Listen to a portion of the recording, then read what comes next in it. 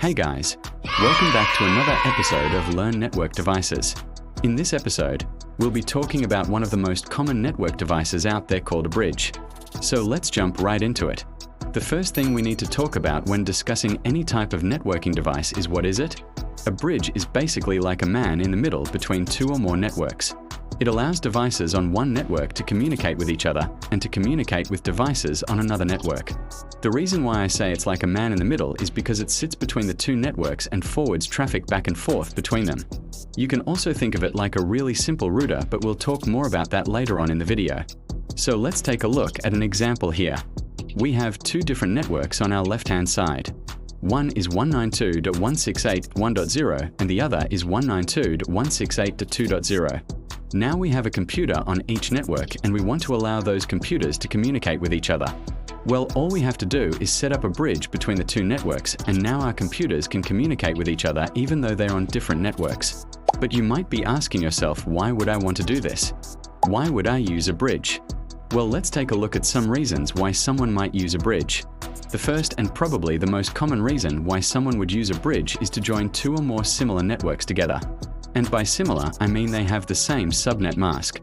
Like in our example earlier, both networks have a subnet mask of 255.255. 255.0, which means that if we were to take the IP addresses and break them down into their different network portions. Another reason someone might use a bridge is to segment a larger network into smaller networks. By doing this, you can have more control over the traffic that goes on the network. This can also improve performance by reducing the amount of traffic on any given network, as well as reduce the broadcast traffic since there will be less collisions. And the last reason we talk about today for why someone might use a bridge is to connect two or more Ethernet devices that are not compatible with each other. For example, you have an older server that uses 1000 base T and you want to connect it to a newer network that uses 10 gigabit Ethernet. Well, you can use a bridge to connect the two devices even though they are on different speeds. So the next thing we need to talk about is all about bridge in DADLs. When configuring a bridge, there are several things you need to take into consideration. First, you need to decide what type of bridge you're going to use. There are three main types of bridges: single, dual, and multi-layer. We'll talk more about these in another video. Next, you need to choose the physical location of the bridge.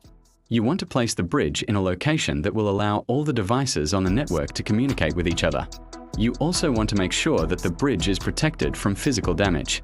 Finally, you need to configure the bridge itself.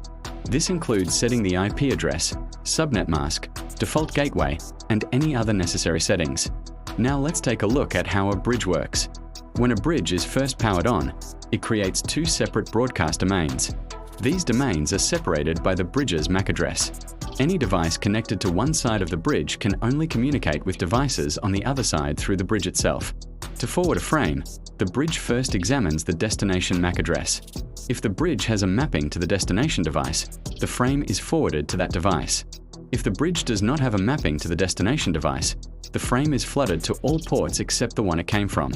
Once the destination device receives the frame, it creates a mapping to the destination MAC address. This allows the bridge to forward frames to the destination device more efficiently in the future. So now that we know how a bridge works, let's take a look at how it compares to a switch and a router. The main difference between a bridge and a switch is that a switch is a more intelligent device that can learn the MAC addresses of the devices on its network.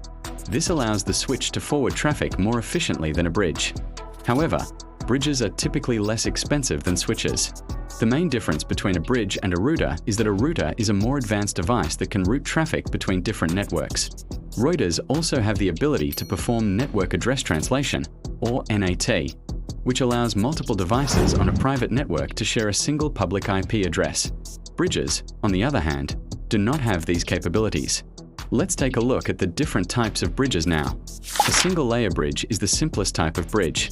It operates at the physical layer of the OSI model and uses MAC addresses to forward traffic.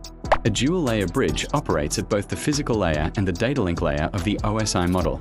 It uses both MAC addresses and IP addresses to forward traffic. A multi-layer switch is more complex than a dual-layer switch. It operates at all layers of the OSI model and uses all available information to forward traffic. This includes MAC addresses, IP addresses, and information from the network layer and the transport layer.